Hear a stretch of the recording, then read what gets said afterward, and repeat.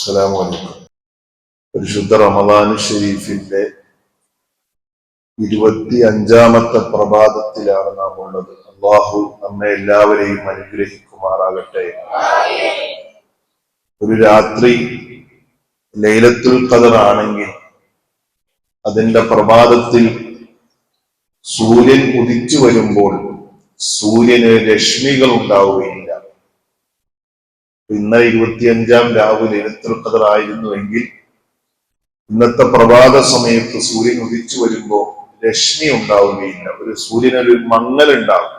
അതിന്റെ കാരണം പറയപ്പെടുന്നത് രാത്രി ഭൂമിയിലേക്ക് ഇറങ്ങുന്ന മാലാകമാർ ഫജ്ർ സ്വാദിക്ക് വെളിവാകുന്ന സമയത്ത് ജിബ്രീലിന്റെ കൽപ്പന പ്രകാരം മേൽപോട്ട് കയറാൻ തുടങ്ങും. അർ-റഹീൽ മലക്കുകളെ അനുവദിക്കപ്പെട്ട സമയം കഴിഞ്ഞു, തിരിച്ചു മടങ്ങാൻ നേരമായിട്ടുണ്ട്, തിരിച്ചു മടങ്ങുക എന്ന് നേതാവാകുന്ന ജിബ്രീൽ പറയുന്ന സമയത്ത് എല്ലാ മലക്കുകളും മേൽപോട്ട് കയറി തുടങ്ങും. അപ്പൊ ആ മലക്കിന്റെ മറ കൊണ്ട് സൂര്യന് രശ്മിയില്ലാതെ ഒരു മങ്ങലോടുകൂടിയാണ് ഉദിച്ചു വരിക. സൂര്യന് ആ സമയത്ത് നമുക്ക് നോക്കാൻ കഴിയുന്ന രൂപത്തിലായിരിക്കും ഉണ്ടാവുക എന്ന് ഹദീസിന്റെ വെളിച്ചത്തിൽ ഹദീസുകളിൽ ഇക്കാര്യം പറയുന്നുണ്ട്. അതിന്റെ വെളിച്ചത്തിൽ മഹാന്മാരായ മുഹദ്ദിസുകൾ വിശദീകരിക്കുന്നുമുണ്ട്. അപ്പൊ ചില സംശയമുണ്ട്.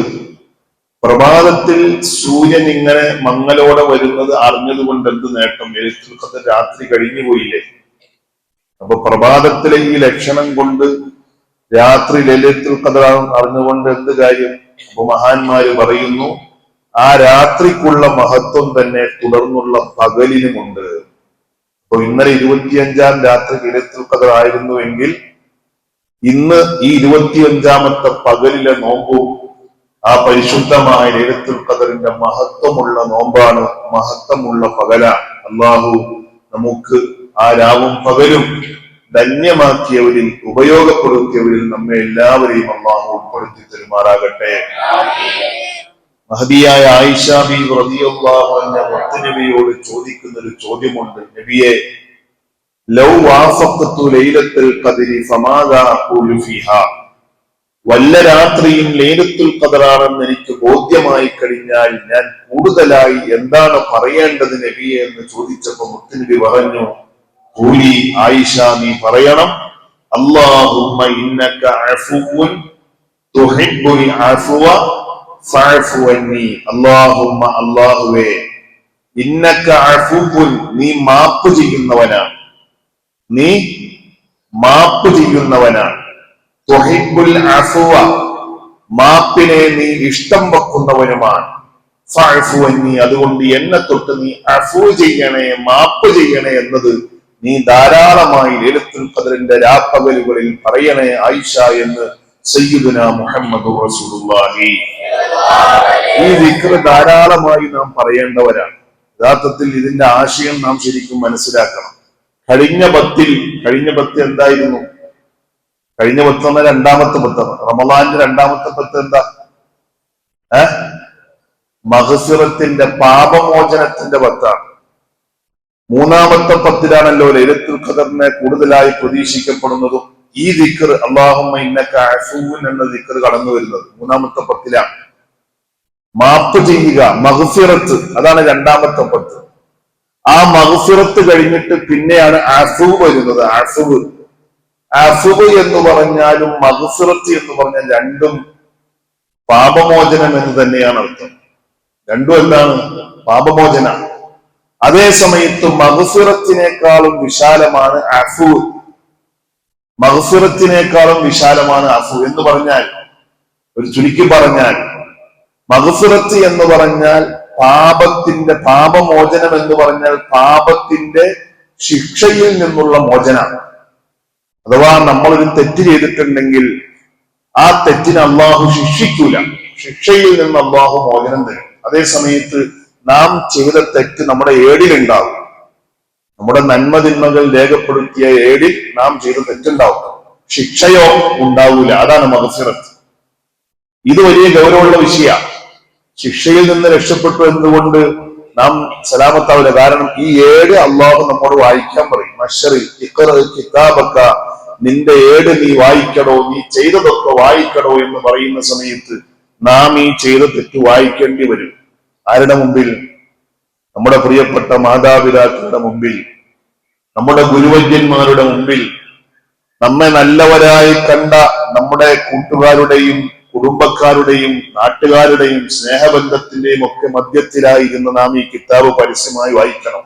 തീർന്നില്ല, ആദരവായ മുത്തു റസൂലുള്ളാഹി സ്വല്ലല്ലാഹു അലൈഹി വസല്ലമ തങ്ങൾ അടക്കമുള്ള പ്രവാചകന്മാരുള്ള സഭയിൽ നാം വായിക്കണം. അത് വല്ലാത്തൊരു രംഗാണ്. അള്ളാഹു കാത്ത് രക്ഷിക്കുമാറാകട്ടെ.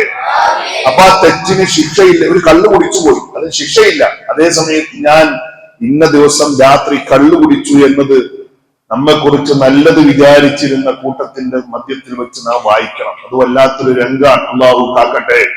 അതാണ് മഗ്ഫിറത്ത്. അഫു എന്ന് പറഞ്ഞാലോ അത് പാപം തന്നെ അള്ളാഹു മായ്ച്ചു കളയും. അതാണ് അഫു. നമ്മുടെ ഏടിൽ നിന്ന് ആ പാപം തന്നെ അള്ളാഹുവിന്റെ അഫു എനിക്കും നിങ്ങൾക്കും കിട്ടിയാൽ നാം ചെയ്തു കൂട്ടിയ രഹസ്യമായി നാമും റബ്ബും മാത്രം അറിയുന്ന രൂപത്തിൽ നാം ചെയ്ത ആയിരക്കണക്കായ പതിനായിരക്കണക്കായ പാപങ്ങൾ തന്നെ ആ ഏട്ടിൽ നിന്ന് അള്ളാഹു മായ്ച്ചു. ഏടിൽ ഉണ്ടാവില്ല. അപ്പൊ നമുക്ക് വേണ്ടത് എന്താ? മഗ്ഫിറത്താണോ വേണ്ടത്? അഫുവാണോ വേണ്ടത്? എന്താ വേണ്ടത്? അഫു വേണം. അള്ളാഹു നമുക്കൊക്കെ അഫു നൽകുമാറാകട്ടെ. മഗ്ഫിറത്ത് എന്ന് പറഞ്ഞാൽ ശിക്ഷയിൽ നിന്ന് രക്ഷപ്പെടും, അതേസമയത്ത് പാപം ഏടിലുണ്ടാവും. അഫു എന്ന് പറഞ്ഞാലോ പാപം തന്നെ ഏടിലുണ്ടാവില്ല, അള്ളാഹു മുഴുവനായി മായ്ച്ചു കളഞ്ഞിട്ടുണ്ടാകും. അള്ളാഹു ആ നിലക്ക് അഫുവ് കിട്ടുന്ന ഈ പരിശുദ്ധമായ റമളാൻ കൊണ്ട് അഫുവ് കിട്ടുന്ന വിഭാഗത്തിൽ നമ്മയൊക്കെ കൊടുത്തു തരുമാറാകട്ടെ. നമ്മുടെ പ്രിയപ്പെട്ടവരെ അള്ളാഹു അവന്റെ അഫുവ് കൊണ്ട്, അവന്റെ കൃപ കൊണ്ട്, അവന്റെ ഔദാര്യം കൊണ്ട്, അവന്റെ അഫൂദം അള്ളാഹു അനുഗ്രഹിക്കുമാറാകട്ടെ. ഒരു 3 വട്ടം ദിക്റൊന്ന് ചെല്ലാം. അത് നമ്മൾ അവസാന 10 അധികമായി ചൊല്ലേണ്ട ദിക്റാണിത്. അല്ലാഹുമ്മ ഇന്നക അഫൂ. നമുക്ക് നമ്മുടെ ഏട് പാപമൊക്കെ മായ്ഞ്ഞ് പരിശുദ്ധമായി കിട്ടണം. ആ പാപങ്ങൾ നന്മയായി മറിഞ്ഞു കിട്ടണം. അള്ളാഹു അതിന് തൗഫീഖ് നൽകട്ടെ. അല്ലാഹുമ്മ ഇന്നക അഫൂൻ തുഹിബ്ബുൽ അഫ്വ ഫഅഫു അന്നി. اللهم إنك عفو تحب العفو فاعف عني. اللهم إنك عفو تحب العفو فاعف عني. ഈ ദിക്ർ അർത്ഥം അറിഞ്ഞു. اللهم إنك عفو, അല്ലാഹുവേ നീ മാപ്പ് ചെയ്യുന്നവനാണ്. തുഹിബ്ബുൽ അഫ്വ, മാപ്പിനെ ഇഷ്ടം വെക്കുന്നവനുമാണ്. ഫഅഫു അന്നി, അതുകൊണ്ട് എന്നെ തൊട്ട് നീ മാപ്പ് ചെയ്യണേ എന്നത് അർത്ഥം അറിഞ്ഞ് ഇനിയുള്ള സമയത്തൊക്കെ വർദ്ധിപ്പിക്കുക. അള്ളാഹു എന്റെ അഫ്വ കൊണ്ട് നമ്മെ ഖബൂൽ ചെയ്യട്ടെ. അസ്സലാമു അലൈക്കും വറഹ്മത്തുള്ളാഹി വബറകാതുഹു.